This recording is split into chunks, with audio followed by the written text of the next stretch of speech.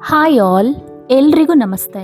ನಿಮಗೆ ಗೊತ್ತಾ, ನಮ್ಮ ಪ್ರತಿಯೊಂದು ಆಲೋಚನೆಗೆ ರಿಯಾಲಿಟಿಯನ್ನ ಕ್ರಿಯೇಟ್ ಮಾಡೋ ತಾಕತ್ತಿದೆ.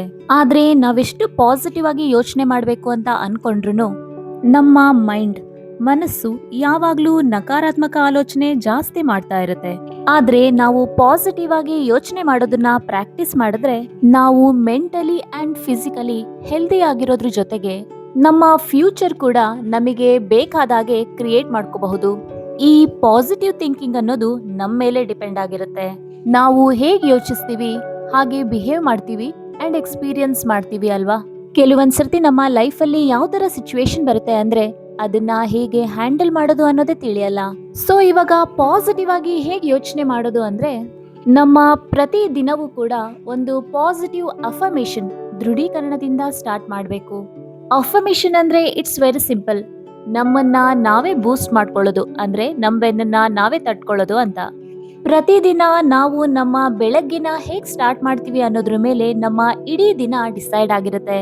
ಈಗ ಏನ್ ಮಾಡ್ಬೇಕಂದ್ರೆ ಬೆಳಗ್ಗೆ ನಾವು ಎದ್ದ ತಕ್ಷಣ ಸಕಾರಾತ್ಮಕವಾಗಿ ನಮ್ಮ ಬಗ್ಗೆ ನಾವು ಯೋಚನೆ ಮಾಡ್ಕೊಳ್ಳೋದು ಅಥವಾ ವಿಜುವಲೈಸ್ ಅಂದ್ರೆ ದೃಶ್ಯೀಕರಣ ಮಾಡ್ಕೊಳ್ಳೋದು. ಬೆಳಗ್ಗೆ ಎದ್ದಾಗ ಯಾವುದೇ ನಕಾರಾತ್ಮಕ ಆಲೋಚನೆಗಳು ಬೇಡ, ಅಥವಾ ನಿನ್ನೆ ನಡೆದಿರೋ ಯಾವುದೇ ಕಹಿ ಘಟನೆಗಳ ಬಗ್ಗೆ ಯೋಚಿಸೋದ್ ಬೇಡ, ಅಥವಾ ಮತ್ತೆ ಬೆಳಗಾಗೋಯ್ತಲ್ಲ ಅಂತ ಲೇಸಿಯಾಗಿ ಯೋಚನೆ ಮಾಡೋದ್ ಬೇಡ, ಅಥವಾ ನಮ್ಮ ಕೆಟ್ಟ ಕನಸಿನ ಬಗ್ಗೆ ಯೋಚನೆ ಮಾಡೋದಿರ್ಬೋದು, ಅಥವಾ ನಮ್ಮ ರೆಗ್ಯುಲರ್ ರುಟೀನ್ ವರ್ಕ್ ಬಗ್ಗೆ ಗೊಣಗೋದು.